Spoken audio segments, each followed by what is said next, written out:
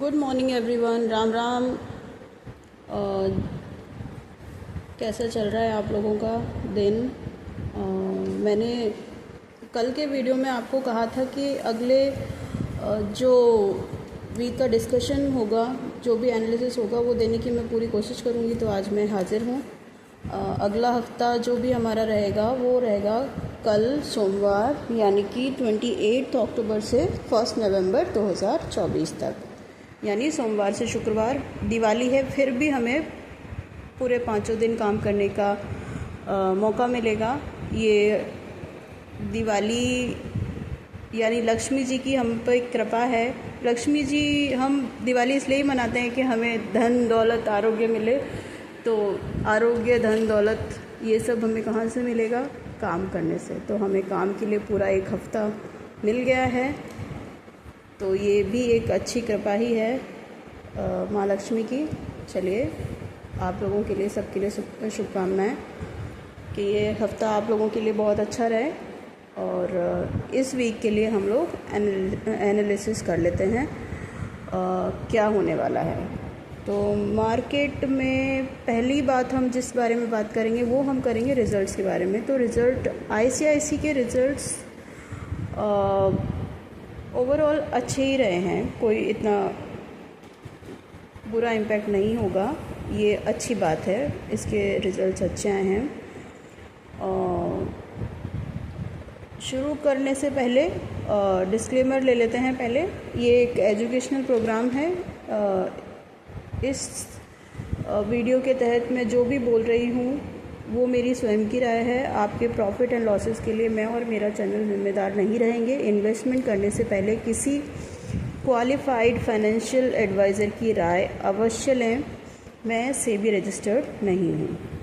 चलिए शुरू करते हैं। तो पहले एस्ट्रोलॉजी के हिसाब से बात कर लेते हैं क्या रह सकता है।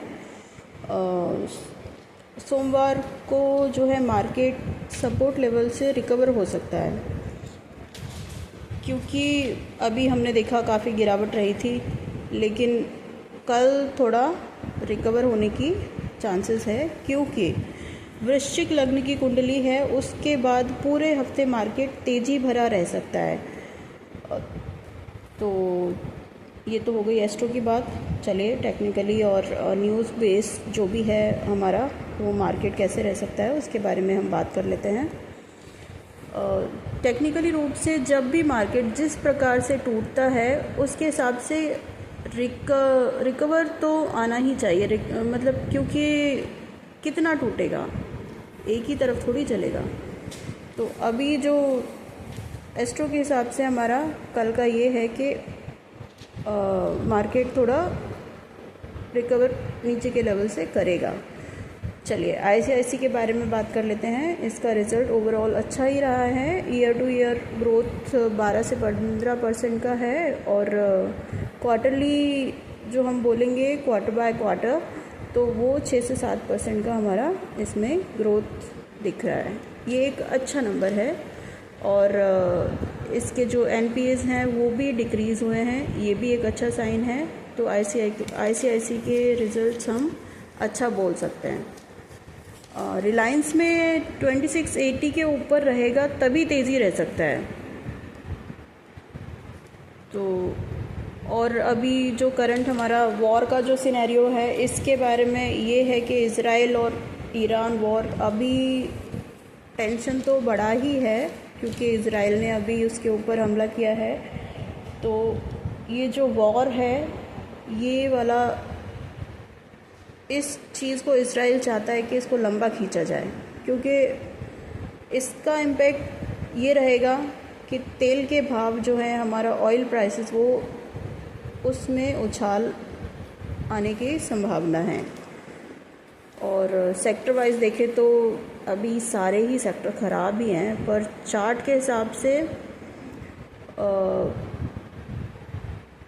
थोड़ा नेक्स्ट वीक में कुछ इनको सपोर्ट मिल सकता है, तो ऊपर जाने के थोड़ा सा चांसेस हैं। चलिए सपोर्ट लेवल डिस्कस करते हैं। निफ्टी का कर लेते हैं। 24,100 के नीचे टूटा तो 24,000 तक जा सकता है, एंड 24,000 के नीचे अगर गया तो 23,800 तक ये आने का चांसेस है। अप साइड में निफ्टी का 24,300 के ऊपर अगर निकलता है तो 24,400 और उसके बाद 24,500 तक ये जा सकता है। निफ्टी बैंक 50,650 का लेवल इसमें अगर टूटे, जब तक नहीं टूटे तब तक आप इसमें नीचे का व्यूज़ मत ही समझिए, क्योंकि लग तो नहीं रहा है इसका। और अगर ये टूटता है 50,650 को अगर इसने तोड़ा तो 50,450 और उसके नीचे 50,000 का लेवल बनता है। तो अपसाइड इसका अगर हम देखें तो 50,850 के ऊपर निकलता है तो ये 51,000, और उसके ऊपर अगर ये निकलता है तो 51,200 और 51,500 तक का टारगेट हम इसमें, टारगेट नहीं लेवल्स हम इसमें सोच सकते हैं। और नेक्स्ट हमारा है mid cap Nifty, which is my favourite. तो इसके बारे में बात करते हैं। 12,250 का लेवल अगर इसने तोड़ा तो 12,150 तक ये जा सकता है। अप साइड में इसका रह सकता है 12,300 के ऊपर अगर ये निकला तो 12,450 का लेवल भी आ सकता है, और 12,550 तक लेवल पर ये जा सकता है।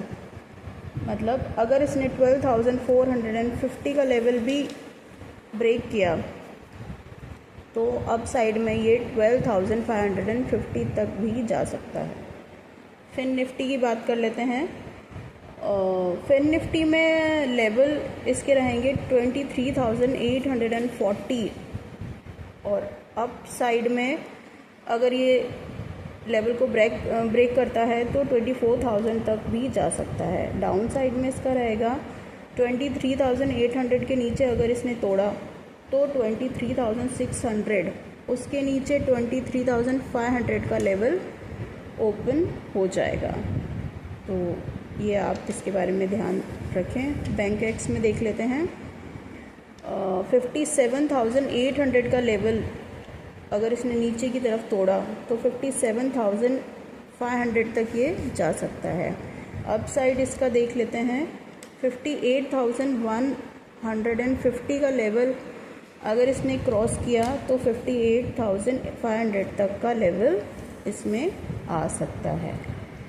तो इस बारे में आप देख लीजिए। और पेपर ट्रेडिंग के आपके मैं प्रीमियम्स दे देती हूँ मंडे के लिए, Monday which is 28 October.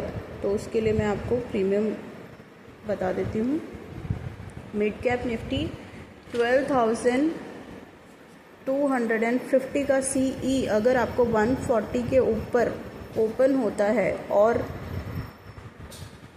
5 minute इसका कैंडल अप साइड का होल्ड करता है तो 245 तक ये जा सकता है। SL इसमें हम रख सकते हैं 120 पर। तो इसको आप पेपर ट्रेडिंग के लिए देख लीजिए। और ये पेपर ट्रेडिंग के लिए है। हमारे प्रीमियम जो मैं अभी बता रही हूँ इनको रियल ट्रेडिंग पर आप इस्तेमाल ना करें, क्योंकि paper trading and real trading are different things. So ज़रा आप अपना विवेक बुद्धि का इस्तेमाल करके ही इनको रियल ट्रेडिंग में इस्तेमाल करें, वरना मेरा राय ये है, मैंने ये प्रीमियम आपके लिए पेपर ट्रेडिंग के लिए दिए हैं। तो सेकंड हमारा जो प्रीमियम रहेगा वो रहेगा मिड कैप निफ्टी का, जो हमारा 12,375 PE, जो कि अगर आपको 30 रुपये पे मिलता है तो 100 रुपये तक ये जा सकता है। ये आप देख लीजिए, ये दोनों रहेंगे। मिड कैप निफ्टी का 12,250 का CE and mid cap Nifty का ही 12,375 का PE। तो आज के लिए इतना ही। इसी नोट पर मैं ये वीडियो को एंड करती हूँ और दिवाली की बहुत बहुत शुभकामनाएं आपके लिए। ये आने वाला हफ्ता आपके लिए बहुत मंगलमय रहे, मंगलकारी रहे और दिवाली आपकी खुशियों भरी रहे, आरोग्य भरी रहे। चलिए, धन्यवाद।